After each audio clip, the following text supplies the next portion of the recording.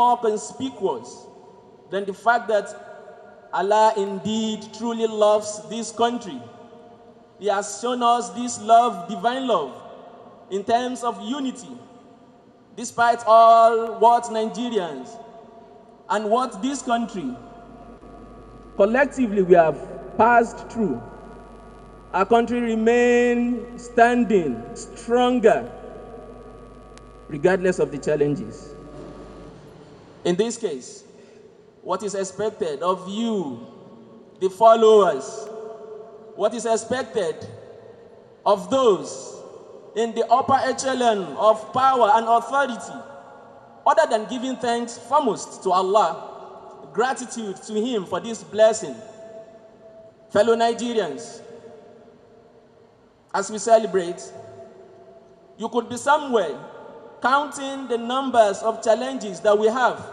The khutbah is reminding us, no country on earth is free of challenges. We would continue to experience some certain challenges as we wax stronger.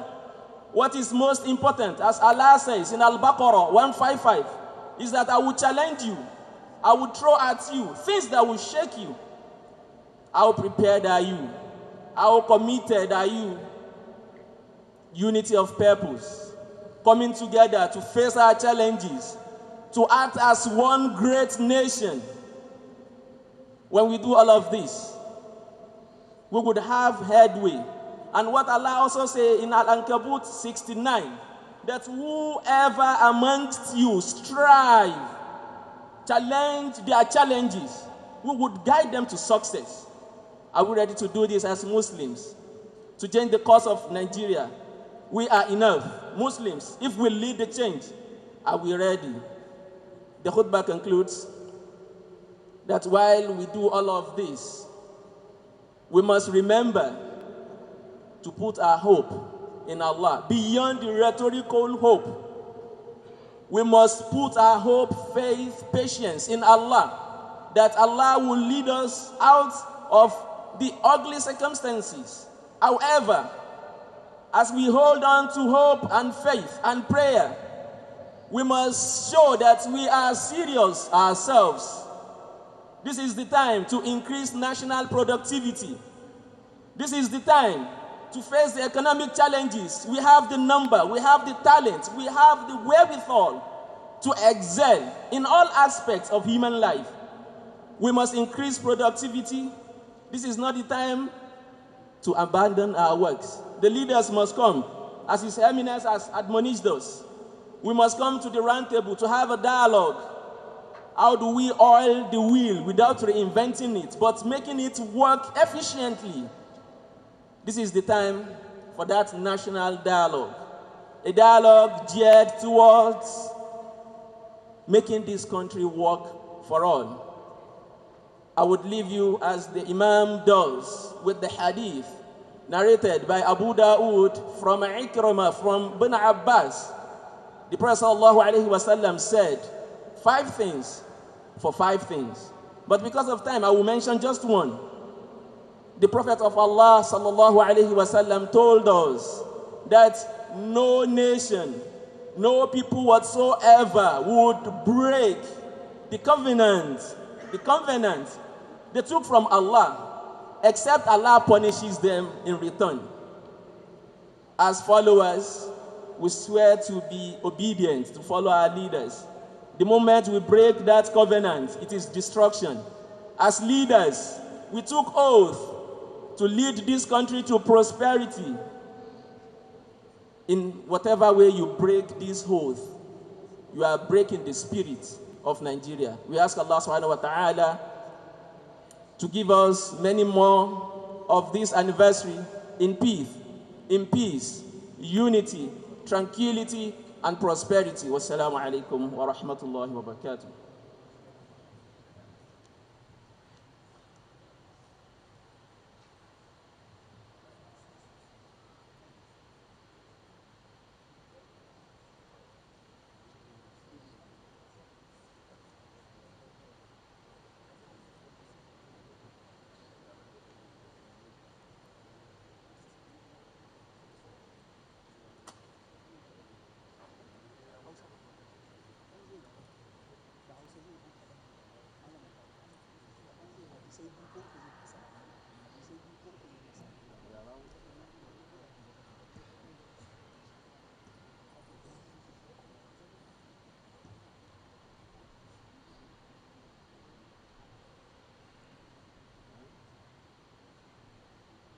Assalamu alaikum. Huɗuba tana magana a bisa tunawa da ranar da Allah ya ba wannan ƙasa ‘yancinta daga hannun turawan mulkin mallaka na Birtaniya. Godiya ta tabbata ga Allah maɗaukacin sarki, tsira da amincin Allah su tabbata bisa shugabanmu Annabi Muhammad. Tsira da amincin Allah su tabbata a gare shi. Bayan Allah, ‘yan uwana musulmi, hakika mutanen wannan ƙasa ba za su taɓa mantawa da irin wannan ranaku na ranar 1 ga wata na Oktoba a cikin ƙwaƙwalansu, manyansu ko yaransu, saboda abin da Allah ya wannan ƙasa a wannan rana na wato ni'ima na 'yanta ta daga hannun turawan mulkin mallaka ta zama ƙasa mai cin gashin kanta tare da ni'imomi wadda Allah ya ni'imta wannan ƙasa. Bayan Allah, mu tsaya mu lura da baiwa da kyauta da Allah ya wannan ƙasa namu na zamantakewa, duk da yadda muke da yawa da kuma bambancin ƙabilu, amma kuma Allah ya haɗa kanmu guri guda, muna tafiyar da al'amuranmu cikin al'amari guda a lokaci guda ba tare da tsangwaman juna ba. Shi kansa wannan abin mu yi wa Allah godiya ne na zamar da mu lafiya da 'yan uwanmu wadda Allah ya haɗa mu zama tare. Mun cancanci mu tashi mu yi wa Allah godiya, kuma yi wa Allah godiya shine ƙofa ta alkhairi wadda za mu samu nan duniya da kuma lahira, tare kuma da ƙarin ni'imomi wadda Allah zai mana. Hakika duk inda aka ce maka an samu ni'ima, to za a samu kuma abin da ake kira na jarabawa. Saboda haka mu lura da jarabawa da take zuwa daga Allah, kamar irin halin da ake ciki yanzu. Dama can Allah ya faɗi cewa da sannu za mu jarrabe ku da wani abu na tsoro, da yunwa, da rashi na dukiya, tawaya na dukiya, da kuma har ma rasa rayuka, da kuma rashi na 'ya'yan itatuwa na marmari. Sai Allah ya ce to ku yi wa masu haƙuri bishara. Su waye masu haƙuri? Su ne waɗanda idan musiba ta zo musu sukan koma ga Allah, sai su ce wannan al'amari daga Allah yake, kuma gare shi za mu koma. Mu ɗin ma daga Allah muke, kuma gare shi za mu koma. Sai Allah ya ce to waɗannan su ne waɗanda suka samu yabo daga Ubangijinsu, kuma tare da rahama, kuma waɗannan su ne shiryayyu. Alal hakika ba surutu ake tsayawa yi ba, mu koma ga Allah, mu yi ta addu'a, mu yi ta istighfari, mu kaskantar da kanmu ga Ubangiji, mu nuna cewa Allah shi ne ɗora mana, kuma shi ne zai yaye mana, sai kuma ya yaye mana ɗin. Wannan shi ne abin da ya kamata mu yi. Muna taya 'yan uwa na wannan ƙasa murnan wannan rana da ta zago. Allah ka zaunar da mu lafiya, Allah ka ba mu kwanciyar hankali, Allah ka taimaki shugabanninmu cikin duk abin da zai zama alheri ga wannan ƙasa. Ya Allah ka kiyashe su gazawa, ya Allah ka kiyashe su tsorata, ya Allah ka kiyashe su jin cewa ba za su iya ba. Ya Allah kai ne mai ba da mulki, kai ka ba su, ya Allah ka karfafe su. Ya Allah sarakunanmu tun daga kan shugabanmu, ubanmu, sarkin musulmi da sauran sarakunan wannan ƙasa, ya Allah ka kare rayuwarsu, ka kare ƙasashensu, fitintunu da yake damunsu a garuruwansu, ya Allah ka mana maganinsa, ya Allah ka mana maganinsa, ka kawo mana ɗauki da zaman lafiya. Abu na gaba shine ana magana akan wato shan ƙwayoyi da abin da suke jirkitar da hankali. Shi ma akwai ranarsa tana tafe, an ce ai magana a kansa. Ana tunasar da 'yan uwa su takaita, su kiyayi, su nisanci shan duk abin da zai gusar da hankali. Abin da dama gwamnati ta zo yi kenan, ta kare lafiya, ta kare hankali, ta kare dukiya, kuma gashi duk suna bakin ƙoƙarinsu. don Allah mu ba su haɗin kai. Duk abin da zai kawo tashina sai an sha ƙwaya ake sa, da hankalinka ya gushe ba ka sanin wane naka ne, sai ka tafi kai ta abin da bai dace ba. Su ma Allah taimake su a bisa aikin da suke yi na yaƙan abin da zai gusar da hankalin mutane ta hanyar shaye-shaye. Allah kawo mana zaman lafiya. Wassalamu alaikum.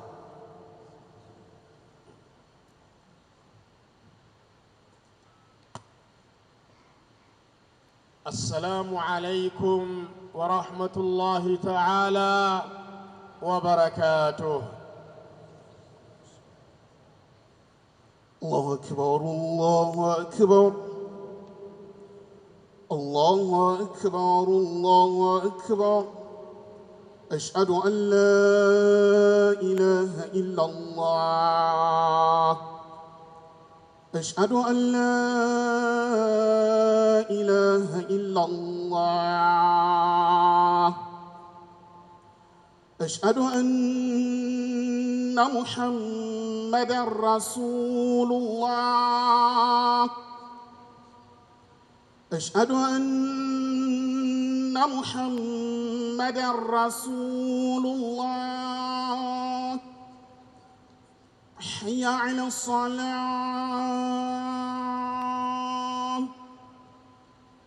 حي على الصلاة.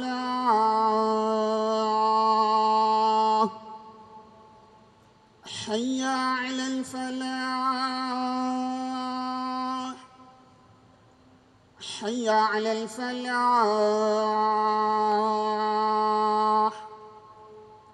الله أكبر الله أكبر. لا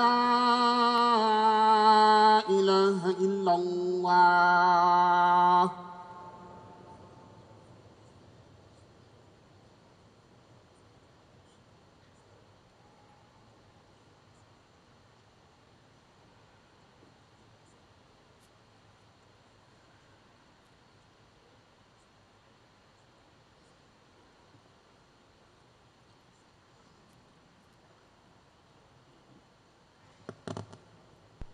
بسم الله الرحمن الرحيم.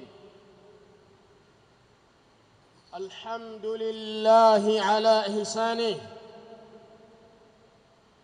والشكر له على توفيقه وامتنانه،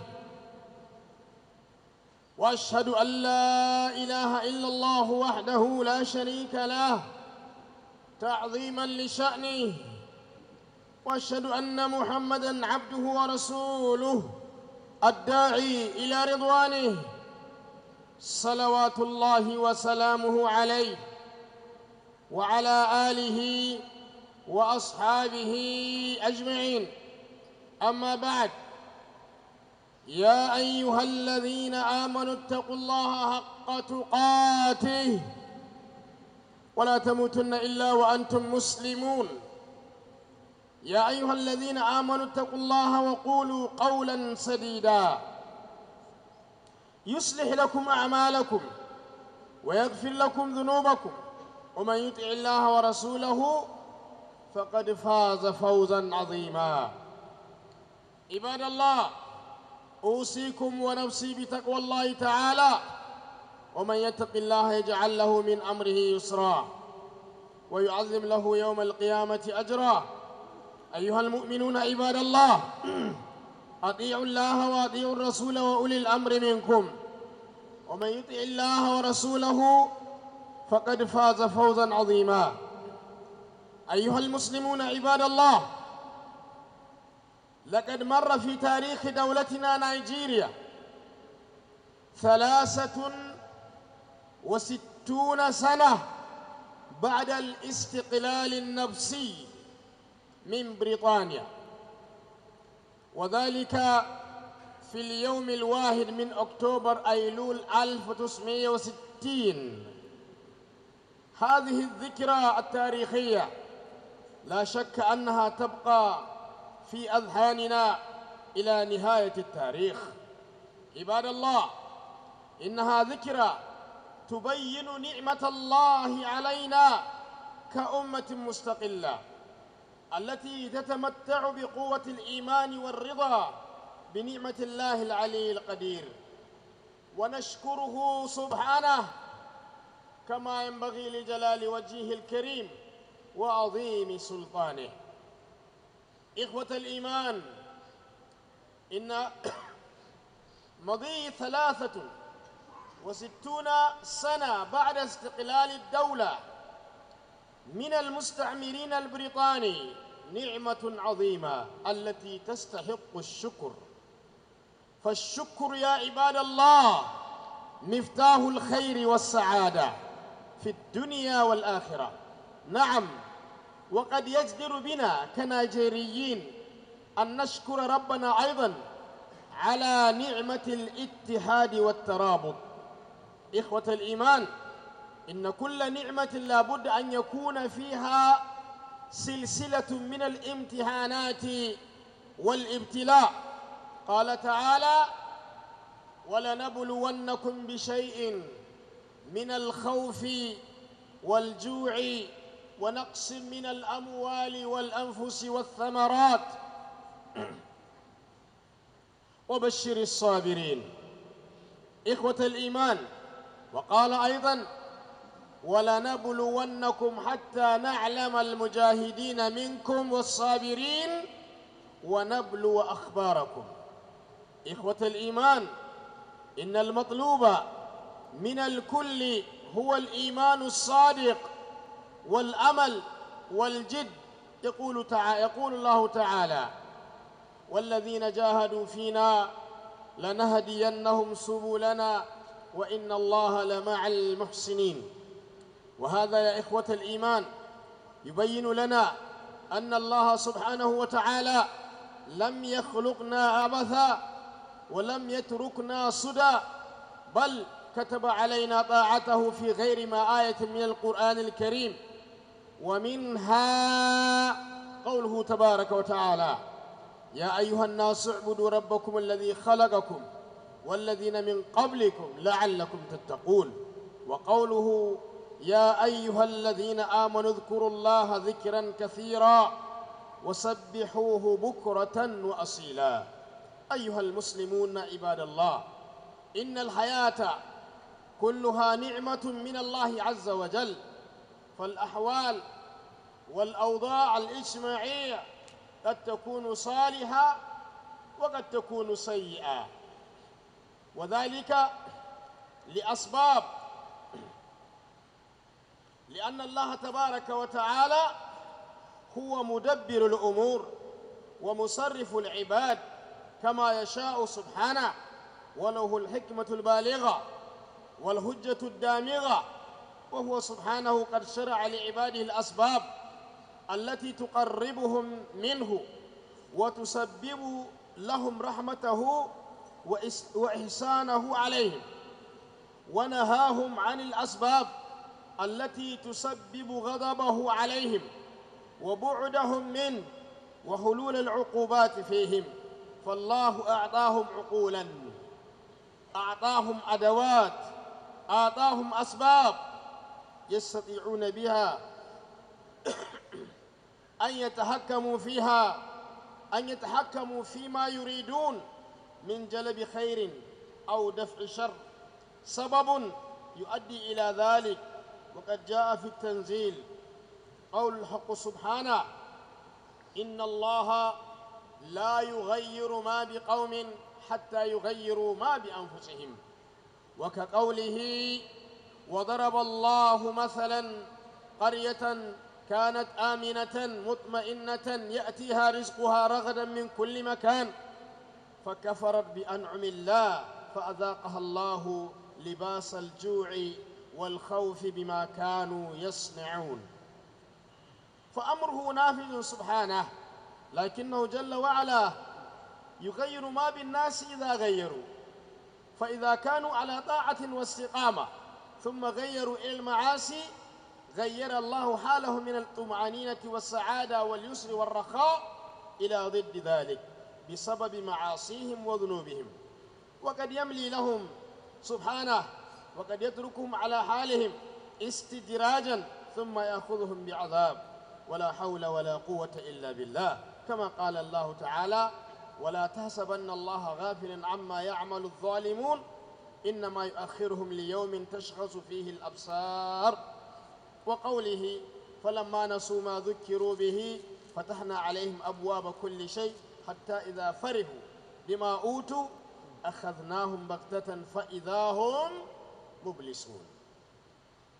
فالواجب يا إخوة الإيمان هو الحذر، فعلى المؤمن أن يتقي الله وأن يلزم الحق وأن يستقيم عليه وأن لا يحيد عنه إلى الباطل، فإنه متى حاد عنه إلى الباطل فقد تعرض لغضب من الله سبحانه وتعالى.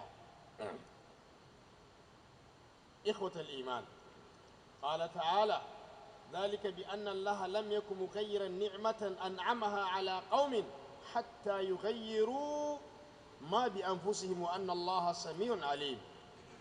فالعبد عنده أسباب، عنده عمل، عنده إرادة، عنده مشيئة، ولكنه بذلك لا يخرج عن قدر الله سبحانه. فالواجب عليه أن يستعمل ما استطاع من طاعة الله سبحانه وتعالى ورسوله صلى الله عليه وسلم، وأن يستقيم على ما أمره ربه، وأن يحذر ما نهى الله عنه، وأن يسأل ربه العون والتوفيق. فالله سبحانه هو المفضل وهو الموفق وهو الهادي جل وعلا، وله الفضل وله النعمة وله الإحسان سبحانه. بيده توفيق العباد وبيده هدايتهم وبيده إضلالهم، فيهدي من يشاء ويضل من يشاء، فتبارك الله رب العالمين.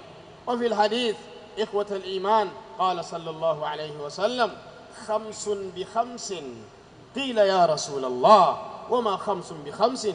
قال ما نقض قوم العهد إلا سلط الله عليهم عدوهم، وما حكموا بغير ما أنزل الله إلا فشى فيهم الفقر، وما ظهرت الفاحشة فيهم إلا فشى فيهم الموت، ولا طففوا الكيل إلا منعوا النبات وأخذوا بالسنين، ولا منعوا الزكاة إلا حبس عنهم المطر. رواه أبو داود عن إكرمة وابن عباس رضي الله عنه. بارك الله لي ولكم بالقرآن العظيم، ونفعني وإياكم بما فيه من الآيات والذكر الحكيم. عباد الله استغفروا ربكم إنه كان غفارا، يرسل السماء عليكم مدرارا ويمددكم بأموال وبنين ويجعل لكم جنات ويجعل لكم أنهارا.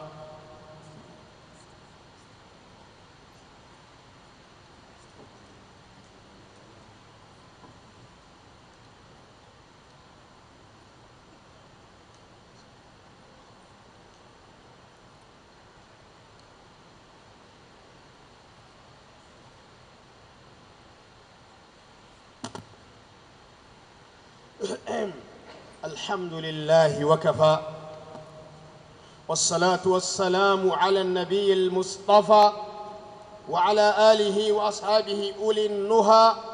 أما بعد، إخوة الإيمان، إن هيئة مكافحة المخدرات في الدولة NDLEA المسؤولة عن محو المخدرات وإزالتها نهائيا في نيجيريا، نعم، إن هذه الهيئة تحت رئاسة جنرال بوبا مروة تحتاج إلى دعم ومساعدة جميع المواطنين في حربها ضد المستعملين بالمخدرات في الدولة، لأن الإسلام قد حرم تعاطي المخدرات واستعمال جميع المسكرات لما يسبب للإنسان من الضرر وإماتة القلب. قال تعالى يا أيها الذين آمنوا إنما الخمر والميسر والأنصاب والأزلام رجس من عمل الشيطان فاجتنبوه لعلكم تفلحون. إنما يريد الشيطان أن يوقع بينكم العداوة والبغضاء في الخمر والميسر ويصدكم عن ذكر الله وعن الصلاة فهل أنتم منتهون؟ وقد بين صلى الله عليه وسلم تحريم شرب الخمر وتعاطي سائر المسكرات والمخدرات، واعتبرها كبيرة من الكبائر المهلكة. قال صلى الله عليه وسلم: لعن الله الخمر وشاربها وساقيها ومبتاعها وبائعها وعاصرها ومعتصرها وحاملها والمحمولة إليه. أخرجه أبو داود وابن ماجه. قال صلى الله عليه وسلم أيضا: كل مسكر حرام، إن على الله عز وجل عهدا لمن يشرب المسكر أن يسقيه من طينة الخبال. قالوا: يا رسول الله وما طينة الخبال؟ قال: عرق أهل النار أو عصارة أهل النار. فاتقوا الله يا عباد الله، واعلموا أن الله سبحانه وتعالى لم يحرم علينا الخمر وسائر المخدرات إلا لما فيها من الضرر البالغ في الدين والعقل والنفس والمال والأهل. أيها المؤمنون عباد الله، اجتهدوا في طلب الخير من الله عز وجل، واكثروا من الذكر والدعاء والاستغفار والصلاة على المصطفى صلى الله عليه وسلم. عباد الله، إن الله يأمركم بشيء بدأ بنفسه وثنى بملائكته الكرام، وقال عز من قائل: إن الله وملائكته يصلون على النبي يا أيها الذين آمنوا صلوا عليه وسلموا تسليما. اللهم صل على محمد وعلى آل محمد كما صليت على إبراهيم وعلى آل إبراهيم إنك حميد مجيد. اللهم بارك على محمد وعلى آل محمد كما باركت على إبراهيم وعلى آل إبراهيم إنك حميد مجيد. اللهم فالق الحب والنوى، ندعوك دعاء الخائف الذليل، ونستقر بذنوبنا ونستغفرك إنك أنت بنا راحم. اللهم اغفر لنا ذنوبنا وكفر عنا سيئاتنا وتوفنا مع الأبرار. اللهم إنا نعوذ بك من جهد البلاء ودرك الشقاء وسوء القضاء وشماتة الأعداء. اللهم احفظنا واحفظ ولاة أمورنا المؤمنين، واحفظ وطننا هذا وسائر أوطان المؤمنين. اللهم اجعله بلدا آمنا رخاء وسائر بلاد المسلمين ويا رب العالمين. اللهم أنزل علينا الغيث ولا تجعلنا من القانطين. اللهم إنا نسألك في بلادنا نيجيريا الأمن والأمان، ونسألك رزقا واسعا حلالا طيبا مباركا فيه برحمتك يا أرحم الراحمين يا رب العالمين. سبحان ربك رب العزة عما يصفون، وسلام على المرسلين، والحمد لله رب العالمين. قوموا إلى صلاتكم يرحمكم الله.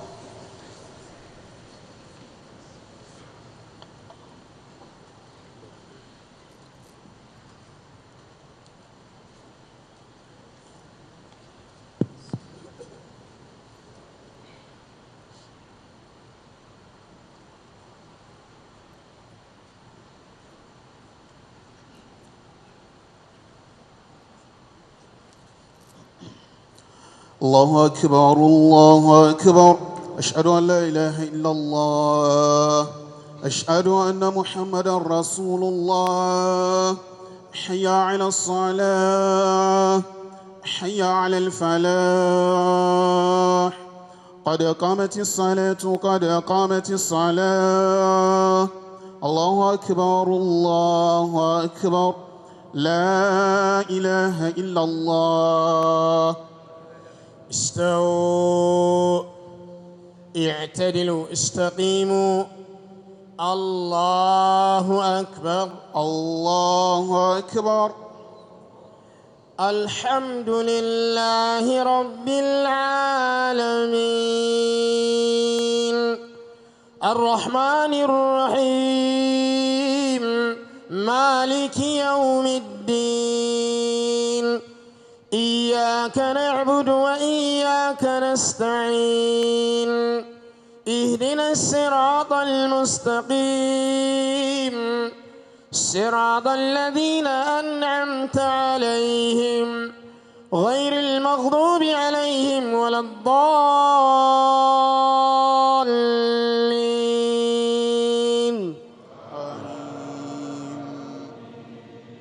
وإذ يرفع إبراهيم القواعد من البيت وإسماعيل ربنا تقبل منا إنك أنت السميع العليم. ربنا واجعلنا مسلمين لك ومن ذريتنا أمة مسلمة لك وأرنا مناسكنا وتب علينا إنك أنت التواب الرحيم. الله أكبر. الله أكبر.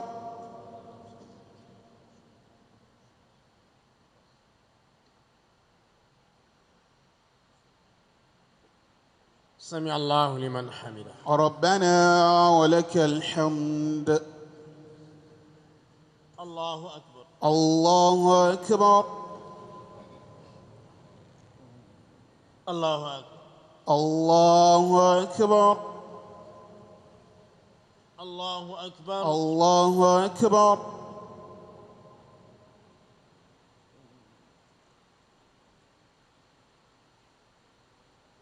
الله أكبر. الله أكبر. الحمد لله رب العالمين الرحمن الرحيم مالك يوم الدين إياك نعبد وإياك نستعين اهدنا الصراط المستقيم صراط الذين أنعمت عليهم غير المغضوب عليهم ولا الضالين.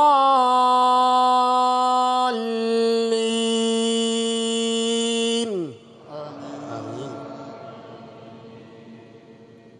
واذكر في الكتاب إسماعيل إنه كان صادق الوعد وكان رسولا نبيا وكان يأمر أهله بالصلاة والزكاة وكان عند ربه مرضيا.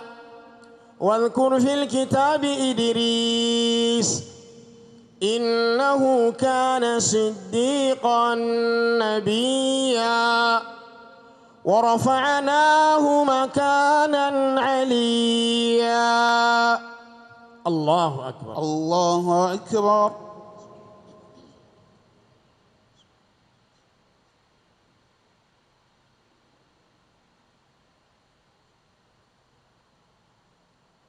سمع الله لمن حمده. ربنا ولك الحمد. الله أكبر. الله أكبر. الله أكبر. الله أكبر. الله أكبر. الله أكبر.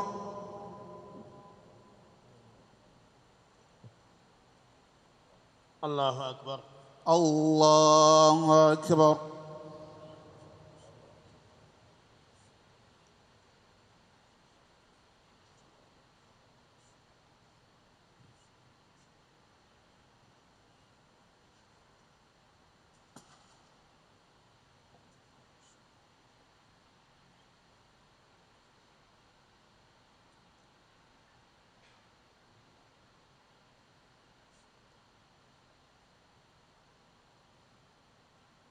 السلام عليكم ورحمة الله. السلام عليكم ورحمة الله. السلام عليكم ورحمة الله. السلام عليكم ورحمة الله.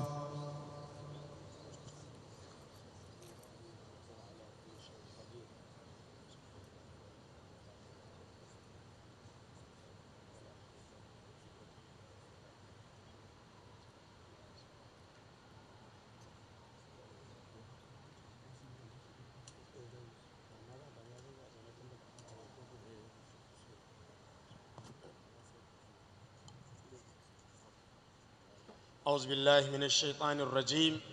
بسم الله الرحمن الرحيم. Now we are going to offer special prayer for the country as we attend 63 years of independence. Praise be to Allah, the creator and sustainer of the world. May the peace and blessing of Allah be upon our Prophet Muhammad sallallahu alayhi wa sallam. Bismillahir Rahmanir Rahim. Allahumma inna nas'aluka al-huda wat-tuqa wal-afafa wal-ghina birahmatika ya arhamar rahimin. Allahumma anta Allah la ilaha illa anta al-ahad as-samad alladhi lam yalid wa lam yulad wa lam yakul lahu kufuwan ahad. رب اغفر وارحم وأنت خير الراحمين. رب اغفر وارحم وأنت خير الراحمين. اللهم بارك لنا في نيجيريا. اللهم بارك دولتنا نيجيريا. اللهم بارك رئيس الدولة ونائبه يا رب العالمين بولا أحمد تينبو وشتيمة قاسم. اللهم بارك عليهما. اللهم بارك عليهما. اللهم إنا نسألك أن تحفظ جميع المواطنين في الدولة. اللهم يسر الأمور في الدولة يا حي يا قيوم يا ذا الجلال والإكرام.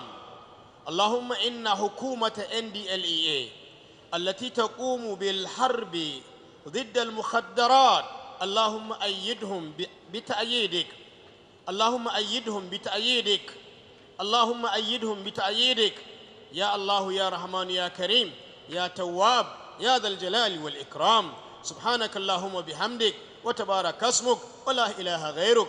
اللهم صل على محمد وعلى آل محمد كما صليت على إبراهيم وعلى آل إبراهيم إنك حميد مجيد. سبحان ربك رب العزة عما يصفون وسلام على المرسلين والحمد لله رب العالمين.